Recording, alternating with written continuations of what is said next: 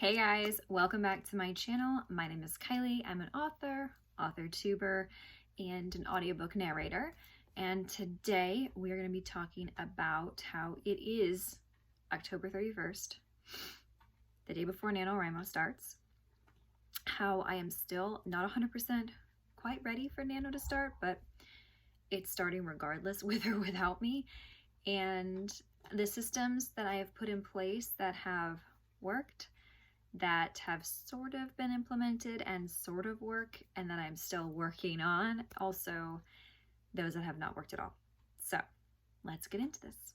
So first things first, my son, over the past week and a half, has been getting over a pretty gnarly ear infection and had a little bit of a virus going along with it. He is healthy. He is better. He is back to his normal happy self. Found out he's allergic to penicillin, which is kind of sad, but luckily for us it was only like a rash, like a body rash, so it wasn't anything super awful, but still had to switch medications and go back to the doctor. So that was a whole thing within and of itself. I am still in the midst of audio craziness for even going into November, pretty heavy on the audio, and because of that, everything crazy going on, I wanted to talk about how some of the systems that I put in place that I really wanted to implement this quarter, how some of them are really working well for me, and how some of them have not been able to be implemented yet, as well as some of the stuff that has been slowly but surely building. So what has been working is going to bed at about 10:30 every night to get about 7 to 8 hours of sleep, depending on when my son sleeps, because he is now entering the night terror stage. So a couple times a week, he wakes up around 2 to 4 with a nightmare. Anybody who has kids will know that night terrors are kind of just an awful stage for kids to go through. And usually he goes back down pretty easily once we get him up, comfort him, and change him. But I have been able to get a good amount of sleep. My evening routine has kind of formed naturally. First, I was crocheting and journaling, which I've been doing not a lot of this past week, just due to my son being sick and having a lot of audio editing to do and having just to go like right to bed. But for the most part, I've been able to journal, crochet, which calms me down and lets me just listen to some ambient music or ambient sounds, and really just puts my mind at ease. And then also I've been reading. I have created my TBR list, which I have added to per recommendations, and I was going to start When Wishes Bleed. However, I am on Elric of Melimene, which is incredibly fantastic and is kind of like a precursor to Geralt of Rivia. So like The Witcher, it's pretty intense, and reading Elric is kind of like, oh, it's one of those precursor books that a lot of contemporary science fiction fantasy writers have taken a lot of inspiration from, so to speak. So it has been really cool to see kind of like, oh, the white-haired dragon rider Targaryens and the white-haired broody witcher type, or, you know, the swords and weapons that speak, kind of like in Stormlight, where they have stuff going on with that. So it's been really interesting to see a book that could potentially be considered a precursor inspiration for so many others. Another system I've been able to implement is cutting out alcohol. Now, I am not a heavy drinker by any means. However, it does irritate my gastrointestinal tract, and I just don't feel good after I drink it. So I have been able to go the last 3 weeks with only like 2 drinks. My aunt and uncle own a winery, so being back up home in New York, it is a thing where wine is in abundance to get or to be offered. So it's just one of those things that I've had to watch, because it just really irritates and hurts my gut. So that has been really good. Things that I have not been able to implement at 100% capacity is waking up at 6 a.m. every morning.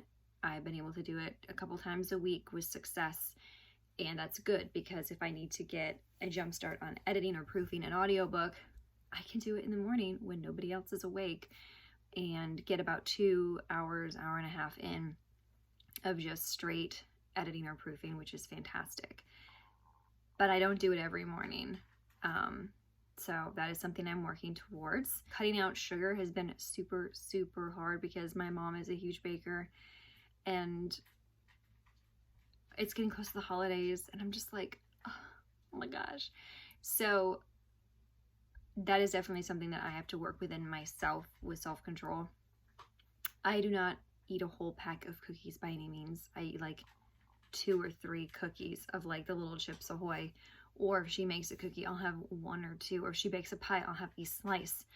But it's one of those things where, again, I have found as I've gotten older and discovered my gut to brain health is very important.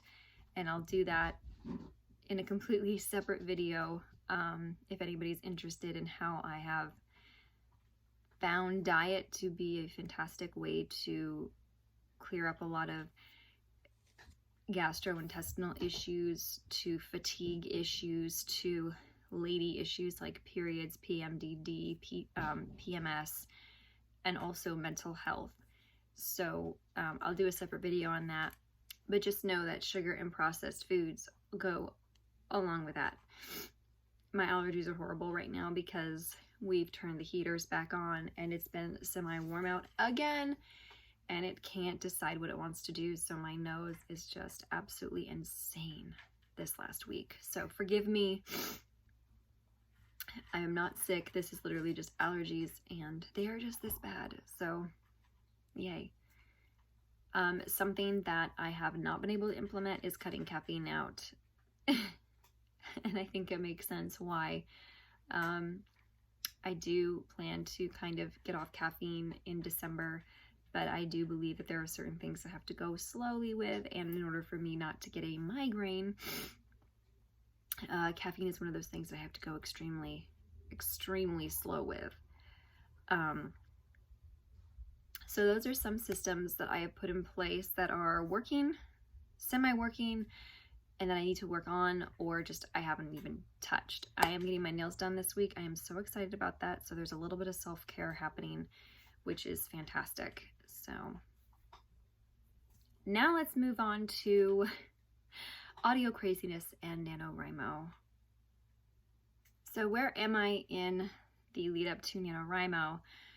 I have done a lot of work. But again, this month is going to be pretty heavy on audio. And by going through a lot of my notes and a lot of my planning process, there is a lot that still has to be done on this book and in this series to get it up to par. I still need to do some more working of the magic system, so to speak, even though it's kind of more tech than magic. I still need to work on a lot of the cultural things. I need to work on some of the transporting aspects. So those are some things that I do need to work on. I also have certain points of view that I need to implement and input into the story. However, I don't really have a grasp on where those would be. So let me show you for instance. So this is my NanoWrimo notebook. It's a classic happy planner. And that is Act 1 through 3. So the pink obviously is my main character's POV. The blue is the antagonist of book 1, and then the yellow is a secondary character who has a point of view. Interspersed in there is going to be an entity and also perhaps another POV. And then I have another idea to implement into the story that I kind of have to write out. Which I'm not going to kind of say what's going to happen with that, but it's kind of like a history of what happened to get us to this point. And that will tie into the prequel book that will come later.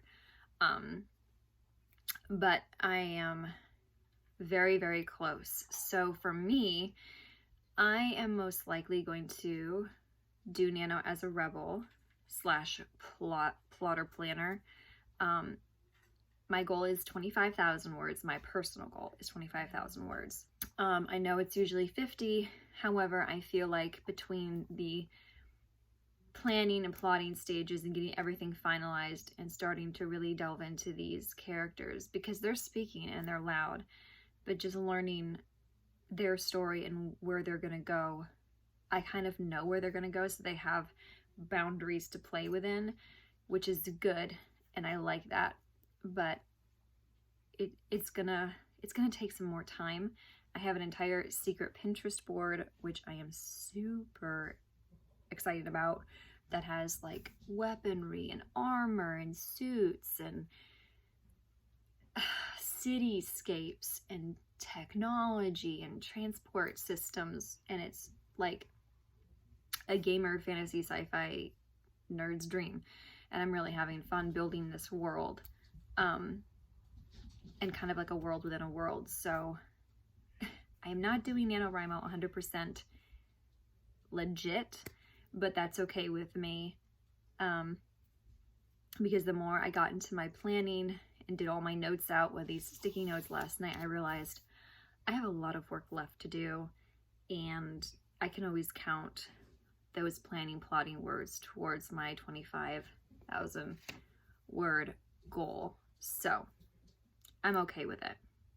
I will be doing a week 1 of NanoWrimo video, and I will potentially in that video be doing kind of like a showing you my NanoWrimo notebook with the plans and everything like that. And honestly, this is probably just going to be my plotting planner going forward, because I am invested in this series. I'm budgeting out marketing, covers, a brand new website to cover this series. So it's starting to come together slowly, and I'm really excited about it.